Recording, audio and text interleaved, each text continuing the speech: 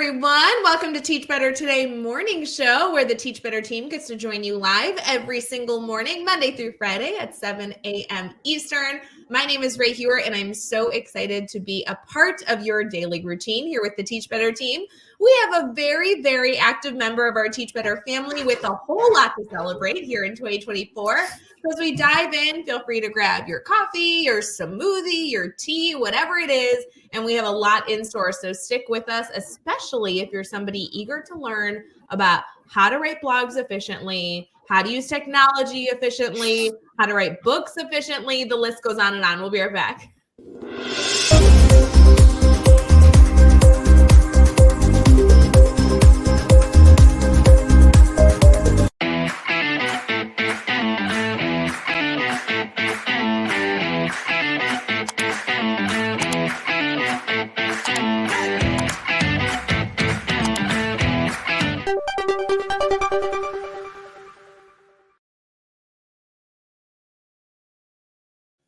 Everyone, good morning. Happy February 8th. We have Debbie here with us. Debbie, how are you doing this morning? I'm doing great. Good morning to you too. Yeah, I'm so appreciative that you found time to be here on the Teach Better Today morning show, because you are a busy, busy person. For our community here who may not know about all the things that you do, I know you've been connected to our Teach Better community and the wider education field for a very long time, but tell us a little bit about yourself and all that you're involved in this year. Sure. So I'm Debbie Tannenbaum. You can pretty much find me on any social media at Tannenbaum Tech, and I am an elementary school tech coach in Fairfax County, Virginia. And that's my day job. And in that job, I help coach teachers to integrate technology into instruction. I help out a little bit with social media. I also help out with testing. I kind of do a lot of different things, but the main goal of my job is to help increase teacher capacity. And then outside of that, I have my own business, Tannenbaum Tech, where I also am working on that same mission, but just in a more national, global type feel. And so I'm part of lots of parts of the Teach Better team. And you guys have been an amazing support to me. But this year in particular, I'm really working on my writing. I was recently added as part of the class of 2023 to the ASCD Emerging Leaders, which is a huge honor. I'm trying to take advantage of all of those opportunities Yeah, absolutely. And so I'm trying to take advantage of those opportunities to really work on my writing. I published a book with Road to Awesome, who's also a Teach Better family friend, in 2021. And I'm right now working on doing some other publishing for some, online publications I'm working on my next book. This year is my one word for 24 is author. And I'm really spending a lot of time focusing on authoring both content, but also authoring and creating experiences that, are really important. And then I'm also an ISTE community leader and certified educator. So I'm like on all sides of that ASCD ISTE equation. And next month, I'm going to be coordinating one of ASCD's first playgrounds all about UDL at ASCD 24 in Washington, D.C. So I'm super excited about that. It's so great. Guys, Debbie has been a Teach Better family member for so long. And Debbie, it has been so cool to watch you just continue to grow and widen your reach of the educators that you support. I'm so appreciative and happy for you that you chose to get involved with the ASCD ISTE community. That's an amazing organization. In my mind, like, the more supportive communities that our educational family can get involved in, the better. Don't choose to live in a bubble. I always encourage people to be a part of the Teach Better community, but then the hope is that you keep growing that PLN, you keep connecting with more and more people. And I love that you have committed yourself for many, many years, but especially over the last few years, to widening the people that you are connected with and then therefore able to impact. So huge kudos and congratulations on all these big 2024 goals. I love that you are committed to writing more and producing more content to just continue to support educators. No, and I'm really excited about it. And it all started with Teach Better. Teach Better is what got me connected in the first place. You guys really helped me to go out of my bubble and try new things. And because of those experiences, I ended up connecting with at least ASCD's side of ASCD ISD through Facebook. And I'm convinced I was connected to Walter McKenzie somehow initially through the Teach Better team. Aww. And it's just been amazing to continue to grow and learn and get to go to conferences. I work in the tech knowledge at tech world all the time, where I also get to dig a little deeper into pedagogy. And I've just learned so much in the last, year, just getting experiences to talk to other people. And then with this playground, getting a chance to talk to people about what they're passionate about and craft something from the ground up. It's been so awesome to listen to other people's passions and then craft them together into something really beautiful. I love hearing that's so wonderful. And I'm glad the Teach Better family had any part in helping through the work that you've done. Obviously, you've been very involved in the Teach Better community. I want to keep highlighting all the pieces of work that you have for educators, but really quick, one of the things that you were involved in very early on upon its release was our Edupreneur crew. And that started as an Edupreneur mastermind. Now it's grown into the Edu Creator Club Plus program. So this is a specific project that was launched, and then you saw the development and the people that were able to be impacted and support this incredible group of essentially educators that wanted to expand their reach, whether it was in a formal sense of a business or just wanting to grow as, impact leaders in the field. I'd love to hear your experience with that. We don't get to talk about that much on the show. Well, it's funny because I think I'm one of the few original members. A lot of people have come and gone, but it's been such a great opportunity for me to learn from other people. I don't get to the meetings right now as often as I would like, and maybe in the future that will change, but even just being part of that community, I've learned so much from other people.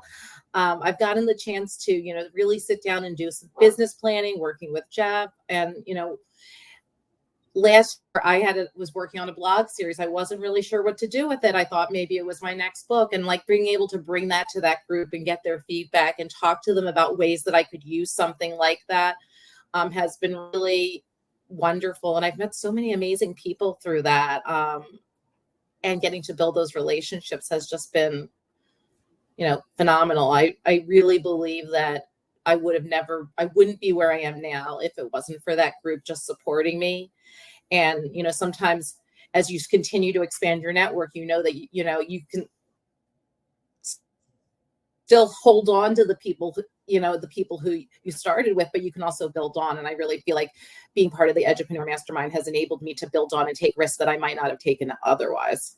Oh, so fun. If you take nothing else away from this conversation, I hope it's a commitment today, maybe as you continue into your week, to connect and be a part of any community, whatever community suits your fancy, wherever you are on social media or building your network in some way.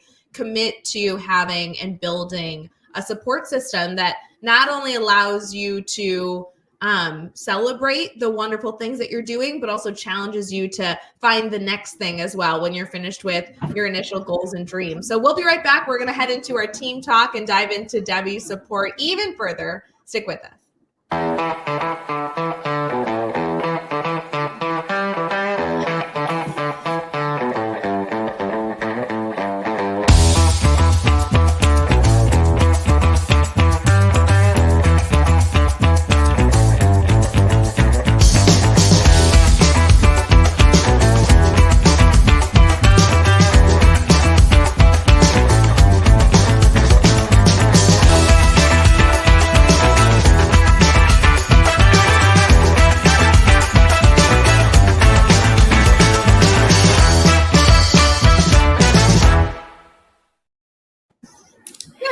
Welcome back to Teach Better Today morning show. We appreciate you being a part of our conversation in the comments. And then also, of course, we love hearing from you. Take a screenshot.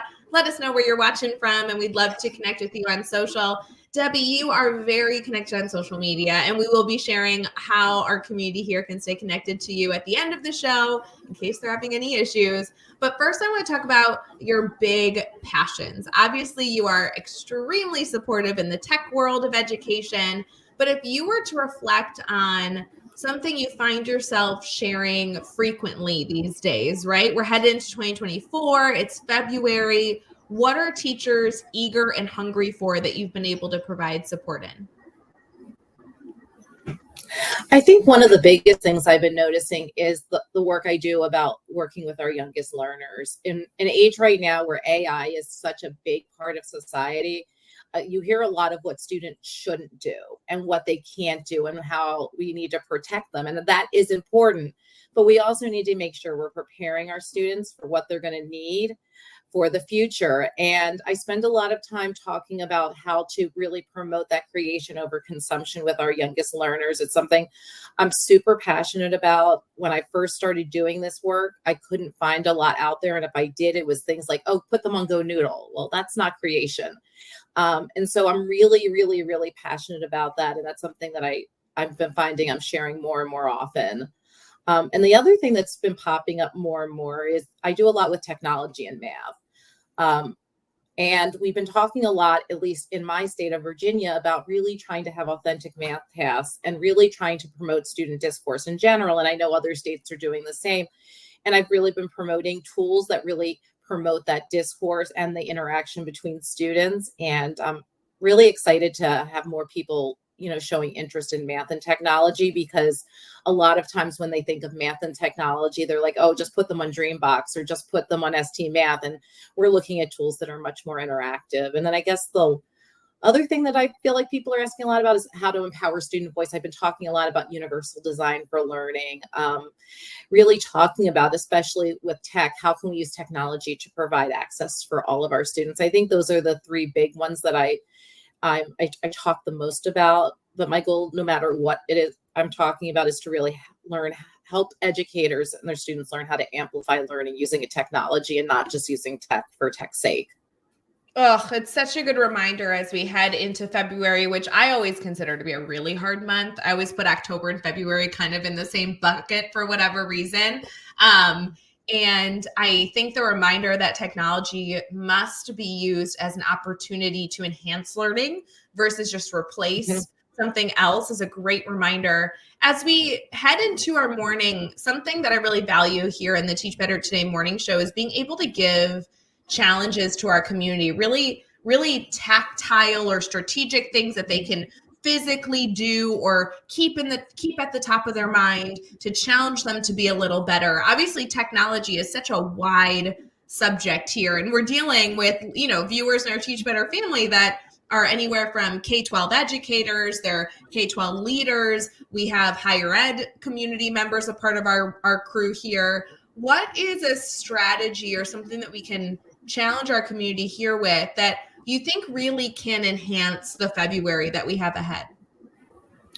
I think really looking at, I talk a lot about universal design for learning, and really during February where there are so many distractions, if you're in a school district where you do Valentine's Day, you have President's Weekend, there's a lot going on, really focusing on how we're engaging our students and really thinking about how are you providing those experiences? Because a lot of times I feel like as educators, we get busy in the chug of every day, and just really thinking about how we're engaging our students and how are we making sure that that's there. Are we providing them choice? Are we giving them different ways to access material? Are we giving them choice in how they respond? Really focusing on UDL to me is a great way to do that, because when I became an ISTE certified educator, it was one of my big takeaways was that if you want to really provide universal design for learning, look at some of those tech tools you use and see if they provide it, because that's some of the most meaningful integration you'll see. Ugh, I love that reminder. I know that will resonate a lot with our Teach Better family, especially those of you specifically using the grid method, which encapsulates that UDL necessity. So I'm so thrilled to have that echo. Obviously, educators are also very busy dealing with what AI has in store for not only them, but for their students. How have you been able to coach teachers through maybe the fear that comes with AI? Well, I think a lot of that's been educating myself. I'm really fortunate. My district is paying for us to take an ISTU course where we're learning all about artificial intelligence. And so I'm working on that. I'm also continuing to read books about AI and learning about it that way. But really focusing on the ways it can help us. Teachers have more work to do than ever. And if we can look at it as being like a virtual assistant, I mean, there's so many great ways to do that. We have to maybe be more efficient. And there's just not enough time in the day. And, when I'm planning now, as I'm planning things, I look to AI tools to kind of help me brainstorm. And, even as I was working on my writing this morning, even in Google Docs now, it's doing predictive text. Well, sometimes clicking that tab saves you a few extra seconds. Just really thinking about all of those things are really important. And yes, we have to be cautious because there are things like AI as hallucinations and sometimes fakes created, but we have to teach our kids to think critically, and we need to model that. And so showing our students how we can use those tools is so important, and start small. I mean, I think almost every educator I know has used like a remove BG to take the background out of their picture. That's AI. Sometimes we don't think of things that are AI, and we like, oh, it's that big, scary bot. Well, that started a long time ago and it's come a long way. And we just need to take it one step at a time. Great reminders. So those of you who are interested in more AI conversation, please feel free to use the teachbettergroup.com or Teach Better private Facebook group as a way to brainstorm, as well as obviously all the other communities that you're a part of. Chad and I were also able to be live January 26th and January 19th to discuss AI. So those could be good episodes for those of you who may not have checked out those days where Chad and I were able to have some good AI conversations. Debbie, before we wrap up here, I would love to make sure our community has a way to connect with you, not only to learn from you, but I also consider you a very well-connected educator. And I would love to encourage our community to grow their networks to be a connected educator here in 2024 with a lot of the work that you've done. Going over and connecting with Debbie is one step in doing that, but then looking at who Debbie follows on those social medias will allow you to choose good educators as potential future follows for you on those platforms as well, to build that correct educator newsfeed that you might be seeking. Debbie, how can our community stay connected to you? Well, I try to keep it really easy and consistent. My website is tannenbaumtech.com, and I'm pretty much Tannenbaum Tech on all social media. I'm on Twitter/X, on Instagram. I have a TikTok. I haven't been totally active with it. I'm on Facebook. I even have a Facebook group in there and a page. LinkedIn. My goal is that I want to make sure that I'm here to support educators in any way that I can, really looking at how to take that time that they have with their students and make the best use of it so we can really engage our students today and that learning lasts. So powerful. Please, if you have any issues connecting with Debbie, reach out to anybody on our team. We are very happy to be connected to Debbie and can send you any direct links or email addresses that you need to make a good connection. Debbie, thank you so much for taking the time to be on the Today Morning Show. It's always so fun to catch up with you, and I'm so excited for the goals you have this year. I cannot wait to see what you produce. Thank you so much for having me. This was really great. So good. For everyone else, have an amazing day ahead, and we'll catch you tomorrow for Teach Better Today Morning Show. Have a wonderful day. Hey, Teach Better community. Thank you so much for joining the Teach Better Today Morning Show every single weekday at 7 a.m. Eastern. We have so many resources for you outside of this live stream at teachbetter.com, including blogs, podcasts, and professional development that will bring our team to your school. Wherever you are listening from this morning, please make sure you are sharing and celebrating the incredible educators in this world. And hey, if you are listening over on a podcast to Teach Better Talk, we would love a 5-star review. The comments are always so entertaining. We'll see you tomorrow.